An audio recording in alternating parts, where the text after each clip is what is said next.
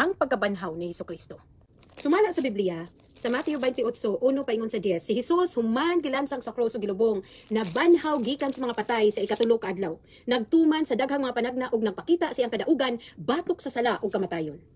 Ang pagkabanhaw ni Hesukristo, mao kini ang sentro sa Kristohanong pagtuo. Kini nagapamatuod sa iyang pagkatawo isip anak sa Dios ug sa iyang pagkabalaan ug otoridad.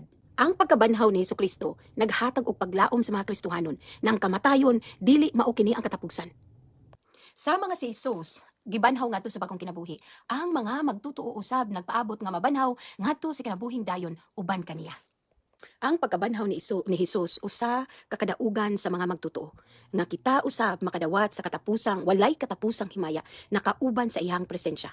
Si Hesukristo mao ang atong paglaom, walay lain nga paagi nga makaluwas sa katawhan kun dili sa iyang sakripisyo tungod sa iyang balaang dugo, tungod sa iyang gugma iya gyud ang gibayran